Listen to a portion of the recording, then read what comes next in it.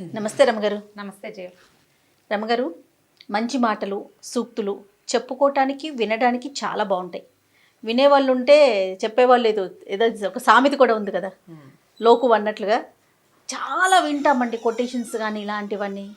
కానీ అవి పాటించడంలో మాత్రం కొంచెం కష్టంగానే అనిపిస్తుంది. అందరికీ అన్ని వేళలా అన్నీ సాధ్యం కాదు. అవును, కానీ సాధ్యం చేసుకుంటే చాలా బాగుంటుంది. ఎలా?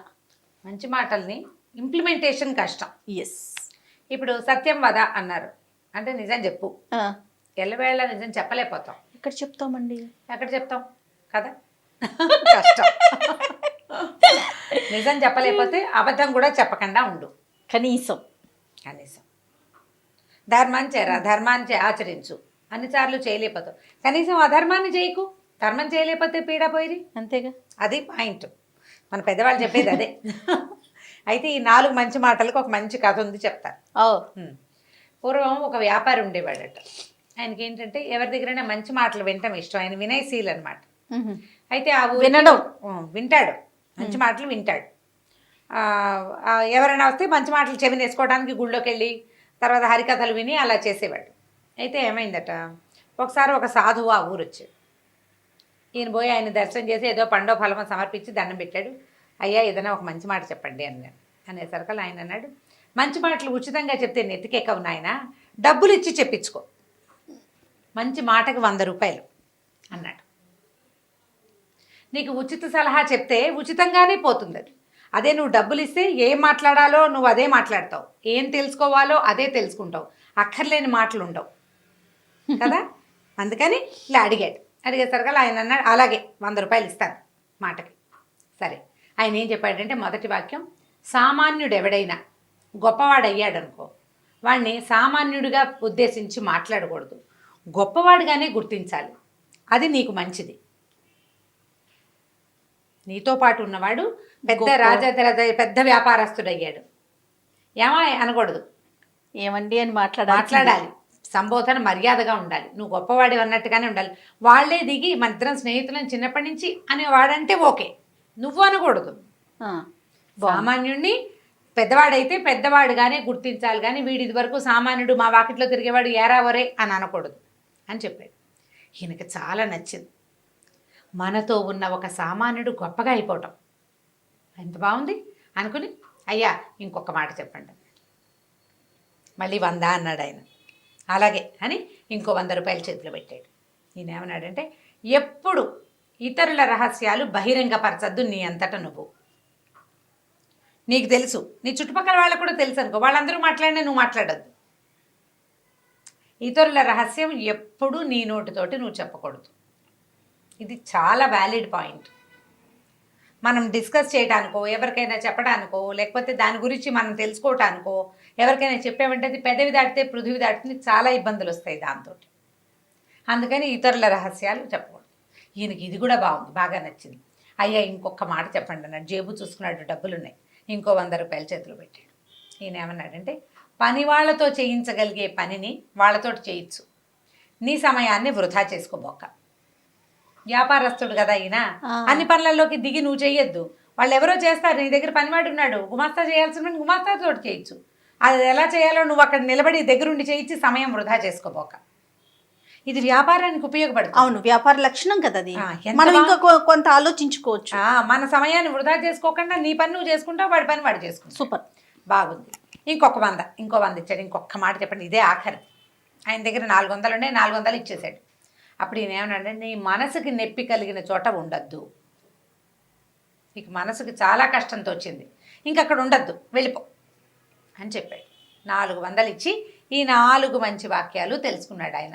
ఇది అందరికీ పాఠమేనండి, అందరికీ పాఠమే. ఇందులో నుంచి నేను కూడా పాఠం నేర్చుకున్నాను. చాలా అత్యద్భుతమైన పాఠం ఇది. సరే, బాగుంది. అయితే ఏమైంది, కొంతకాలం అయ్యాక ఈ వ్యాపారస్తుడికి బిజినెస్లో నష్టం వచ్చింది.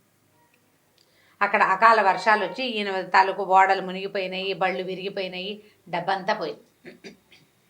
ఇదో కొద్దిగా ఉంది. నేను ఏమనుకున్నాడంటే, ఈ పువ్వులు అమ్మిన చోటే కట్టెలు అమ్మకూడదు, అంతేగా, వేరే ఊరు వెళ్దాం అనుకున్నాడు. వేరే ఊరు వెళ్ళడానికి ఏమైంది, ఇంకా పెద్దగా భార్య సంతానం సంసారం ఏం లేదు. ఈయనకు ఒక గుమాస్తా ఉన్నాడు. ఆ గుమాస్తాని, నేను కూడా వస్తాను దొరగారు, మీరు ఎక్కడికి వెళ్తే నేను కూడా అక్కడికి వస్తానండి అన్నాడు. ఎలాగూ సహాయం కావాలి కదా, ఏవో 2 బళ్ళు కట్టుకున్నారు, ఉన్న సామాన్లు అందులో ఎక్కించుకుని పొరుగు రాష్ట్రానికి బయలుదేరారు. ఇంకో రాజ్యానికి, పొరుగు రాష్ట్రం కాదు, ఆ రోజుల్లో రాజ్యాలు ఉండేవి. రాజ్యానికి వెళ్తే సరే, ఆ రాజ్యపు ఊరి మొగదల్లో ముందు రోజు రాత్రే విశ్రాంతి తీసుకున్నారు. అయితే ఈయన ఏమనంటే ఉన్న దగ్గర డబ్బులు ఏవో అబ్బాయికి ఇచ్చి, పొద్దున్నే అబ్బాయి ఊళ్ళోకి వెళ్ళి ఏదైనా తినడానికి దానికి ఆహార పదార్థాలు ఏర్పరచుకురా, పూటకోళ్ళ వసతి ఉందేమో చూసిరా, మనం వెళ్ళి ఉండడానికి వీలేదో ఉందో 4 కనుక్కురమ్మని కాస్త డబ్బులు చేతిలో పెట్టాడు. ఈ గుమాస్తా కుర్రాడు ఆ డబ్బులు పుచ్చుకుని ఊళ్ళోకి వెళ్ళాడు. దైవవశాత్తు ఆ ఊరు రాజుగారు ముందు రోజు కొద్ది రోజుల ముందు పోయారు.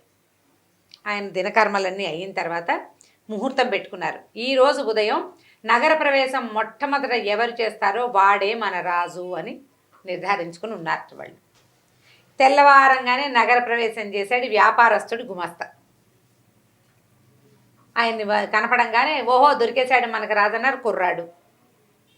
చిన్న వయసు వాడైతే 4 నేర్పించుకోవచ్చు, చూడ్డానికి బాగానే ఉన్నాడు, కొంచెం లెక్క డొక్క తెలిసిన వాడు, ఒక శుద్ధి ఉంది వాడికి, 4 ముక్కలు వచ్చు.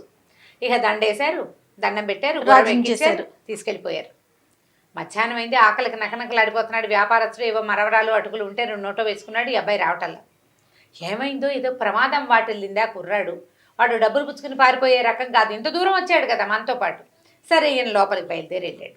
వెళ్ళేసరికల్లా ఊరంతా కోలాహలంగా ఉంది. కొత్త రాజుగారు బాగున్నాడు అంటున్నారు, అదంటున్నారు ఇదంటున్నారు. ఎవరండి కొత్త రాజు, ఏమిటి ఇవాళ ఏమన్నా సింహాసనం పట్టాభిషేకం చేశారా ఏమిటంటే, ఇలా రాజుగారు గతించారు. ఆయన దినవారాలు అయిపోయాక తొలుత ఊళ్ళోకి ప్రవేశించిన కొత్తవాడికి రాజ్యం ఇవ్వదలుచుకుని ఉన్నాము. ఇవాళ పొద్దునే ఓ కుర్రాడు వచ్చాడు, అతన్ని రాజుని చేశామంటే తన గుమాస్తాయే రాజు అయ్యాడని ఆయనకు అర్థమైంది. గబగబా మెల్లిగా అంతఃపురాన్ని అక్కడికి రాజప్రాసాదం దగ్గరికి వెళ్ళి నేను ఫలానా అని చెప్పాడు. చెప్పేసరికి లోపలికి కబురు వచ్చింది. కుర్రాడు చెప్పాడు కదా, గుమాస్తా రాజైన గుమాస్తా ఏం చెప్పాడు, ఒక వ్యాపారస్తుడితో కలిసి వచ్చాను, ఆయన ఊరు బయట విడిశాడు అని చెప్పాడు. ఆయన విడిది అక్కడ ఉంది కదా, మళ్ళీ అక్కడ ఆపుకున్నాడు. సరే లోపలికి వెళ్ళి ఈయన ఏం చేశాడు, లోపలికి వెళ్ళగానే తన గుమాస్తా రాజబట్టల్లో చక్కగా సింహాసనం మీద కూర్చున్నాడు. ఈయన గుర్తొచ్చింది, 100 రూపాయలు ఇచ్చి ఒక మంచి మాట కొనుక్కున్నాడు తను. మొదటి వాక్యం ఏమిటి, సామాన్యుడు గొప్పవాడైతే అతన్ని సామాన్యుడిగా కాకుండా గొప్పవాడిగా పరిగణించాలి. నమస్కారం మహారాజా అని పలకరించాడు. ఆ మహారాజు అయిన కుర్రాడికి ఏనుగొక్కినంత సంతోషం వచ్చింది.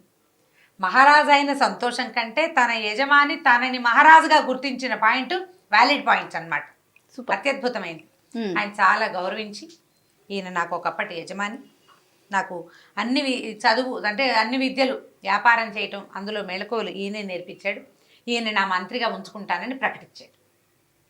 ఈయన అక్కడ మంత్రి అయిపోయాడు. ఈయన అక్కడ వ్యాపారం కోల్పోయి వచ్చాడు కదా, సరే ఓ ఇల్లు వాకిలి ఏవో అలాట్ చేశారు, మంత్రులకు ఇచ్చేవి కొత్త మంత్రి గారికి కూడా ఇచ్చారు. ఆయన బండి గిండి అన్నీ తెప్పించి ఇక్కడ పెట్టారు. సరే రాజుగారికి ఆయన భార్యని, ఆ ఊళ్ళో అక్కడ పెళ్ళయింది గుమాస్తాకి, ఈయన వెనకాల వచ్చాడు కదా, ఆవిడని తెప్పించారు. ఆవిడ తెప్పించేశారు. తెప్పించిన తర్వాత ఏమైంది, కొద్ది రోజులు గడిచాయి. ఒకరోజు ఈ రాజుగారు ఇప్పుడు ఈ గుమాస్తా కుర్రాడు భార్యని అక్కడ వదిలిపెట్టి ఇక్కడికి వచ్చాడు ఈయనతోటి. ఆ భార్యకి అక్కడ ఎవరితోటో ఫ్రెండ్షిప్లు ఉన్నాయి, ఆ అమ్మాయి ప్రవర్తన అంత మంచిది కాదు. ఇక్కడికి వచ్చాక ఇక్కడ కూడా కొద్దిగా స్నేహాలు చేసింది. ఓ రోజు ఈయన ఏవో అవి ఇవి అంటే అశ్వశాలలు గోశాలలు అవి పరిరక్షణ అవి వాటి కోసం చూస్తుంటే అశ్వశాలలో ఈ రాణిగారు ఆ అశ్వశాల అధిపతితోటి కనపడింది. దాంతో ఈయనకి ముందు టెన్షన్ వచ్చింది, తర్వాత భయం వేసింది. ఇతరుల రహస్యాలు బహిరంగపరచకూడదు, అందుకని ఏం చేశాడు ఈయన, తన భుజం మీద ఒక శాలువ ఉంటే వాళ్ళు ఎవరికి కనపడకుండా వాళ్ళున్న గది దగ్గర ఆ శాలువ గుమ్మాన్ని ఇట్లా కర్టెన్లాగా పెట్టేసి వచ్చేసాడు. వచ్చేసేసరికి ఆ అమ్మాయి చూసుకుంది, ఇక్కడ శాలువ ఉందంటే ఖచ్చితంగా ఎవరో మన చూశారు అని అనుకుని ఈ శాలువ ఎవరిది వాకపు చేసింది కొత్త మంత్రి గారికి అని తెలిసింది. కొత్త మంత్రి గారు రాజుగారికి పూర్వపు ఓనరు, పూర్వపు సేటు. ఈవిడేం చేసింది, మీ మంత్రి గారు దుష్ప్రవర్తన, నాతోటి సరిగ్గా ప్రవర్తించలేదు, నన్ను ఏదో అన్నాడు, నాతోటి సరిగ్గా చేయలేదు అని చెప్పేసి భర్తకి చెప్పింది. చెప్పేసరికల్లా ఇప్పుడు ఏం చేయాలి, ఈయనేమో ఇదివరకటి యజమాని, అయ్యో ఈయన ఇలా అయ్యాడా, ఇప్పుడు ఏమిటి ఇల్లు వాకిలి వచ్చి మంత్రి పదవి వచ్చేసరికి ఈయన ఇలా అయిపోయాడు అనుకుని రాజుగారికి చాలా కోపం వచ్చింది. ఏం చేశాడు, ఆయన డైరెక్ట్గా శిక్షించకూడదు, ఎందుకంటే తన పూర్వపు యజమాని, తనే మంత్రిని చేశాడు, బాగుండదు, పరుగు పోతుంది. అందుకని ఆయనకి ఏం చెప్పాడంటే, మీరు ఒక పని చేయండి, కసాయి కొట్టుంది మనకి కోటని ఆనుకుని అవతల వైపు, అక్కడికి వెళ్ళి మాంసం కొనుక్కురండి అని చెప్పాడు. ఆ కసాయి కొట్టువాడికి ఏం చెప్పించారు? మాంసం కొనడానికి వస్తాడు, ఆయన్ని చంపేయమన్నారు. ఆయనేమనుకున్నాడు, మూడో మాట ఉంది కదా, మూడో మంచి మాట, 100 రూపాయల నోటు ఇచ్చి కొనుక్కున్నాడు. పని వాళ్ళు చేయగలిగే పని వాళ్ళతో చేయొచ్చు, నీ కాలం వృధా చేసుకోవద్దు. మాంసం కొనటం పెద్ద పనే, సైనికుడిని పంపిస్తే సరిపోతుంది. సరే, ఏం చేశాడు ఈయన? ఆ వాకిట్లో పనిచేసే ఓ సైనికుడిని, అరే అబ్బాయి ఆ కసాయి కొట్టు నుంచి మాంసం కొనుక్కురారా, అది పట్టుకెళ్ళి రాజుగారికి ఇవ్వు, ఫలానా లేడి మాంసం కావాలట అని చెప్పాడు. వీడు పోయి సైనికుడు అక్కడికి వెళ్ళేసరికి ఆ కసాయి కొట్టు వాడికి ఏం తెలుసు, లేడి మాంసం అని ఎవడడిగితే వాడిని కొట్టేయాలి అంతే. ఆ సైనికుడిని కొట్టేసాడు వాడు. ఈ లోపల ఏమైంది, ఈ అశ్వశాలాధిపతి ప్రవర్తన మంచిది కాదని వేగుల వాళ్ళ ద్వారా ఈయనకి ఖబరు వచ్చింది రాజుగారికి. ఖబరు వచ్చేసరికల్లా ఆయన దుష్ప్రవర్తన ఎవరితోటని వాకపు చేస్తే అది తన భార్యేనని తెలిసిపోయింది. అయ్యో, నేను ఇంత పొరపాటు చేశాను, మంత్రి గారిని చంపేశానే వృధాగా అని అనుకుని ఆయన చాలా దిగులు పడుతున్నాడు. ఏం చేయాలో తెలియలే.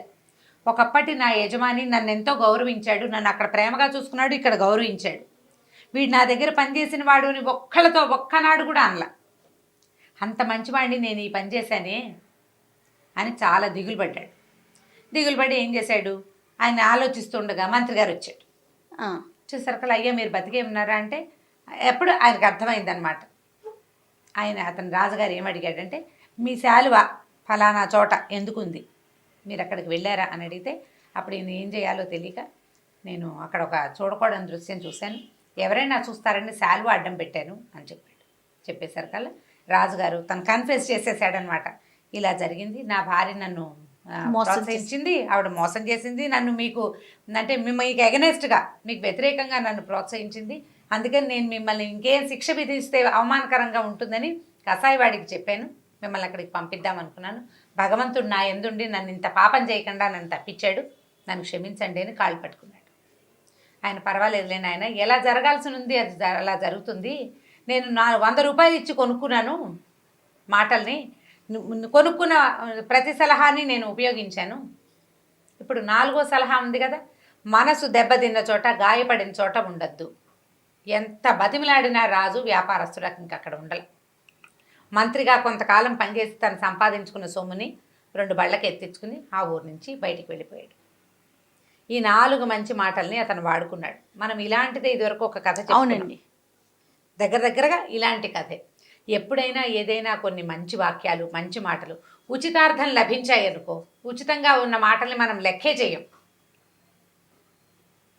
దానికోసం మనం పే చేయాల్సి వస్తే డబ్బంటల్లా. నేను ఒక దెబ్బ తిని నేర్చుకున్నామనుకో, ఒక మంచి విషయం బాగా గుర్తుంటుంది, భలే గుర్తుంటుంది, ఎంత బాగానో గుర్తుంటుంది.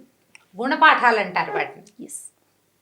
జీవితం గుణపాఠాన్ని నేర్పిస్తుంది. ఆ పాఠాన్ని అనుసరించి ప్రవర్తిస్తాం. ఉచిత సలహాలు పెద్దగా ఉపయోగపడవు, కానీ ఇలాంటివి అంటే మన మూల్యం చెల్లించి తీసుకున్న సలహా ఉంది చూసావా, అది బాగా ఉపయోగపడుతుంది. మంచి వాక్యాలకి పూర్తిగా పాటించలేకపోయినా తదనుగుణంగా వ్యవహరించడం తెలుసుకోవాలి. మనం అనుగుణంగా వ్యవహరిస్తే జీవితం సజావుగా వెళ్తుంది. 100% చేయలేకపోతాం, కనీసం దానికి దగ్గరగా ప్రయత్నం అన్నా చేస్తే కనీసం ముందుకెళ్ళగలుగుతాం. చక్కగా ఉంటుంది జీవితం. చాలా బాగుంది రమ్మ గారు, అద్భుతంగా ఉంది. మంచి కథ కదా, మంచి కథ. నమస్తే జయ. ఈ వీడియో కనుక మీకు నచ్చినట్లయితే లైక్ చేయండి, షేర్ చేయండి. మరిన్ని ఇంట్రెస్టింగ్ వీడియోస్ కోసం మా ఛానల్ని సబ్స్క్రైబ్ చేసుకోండి.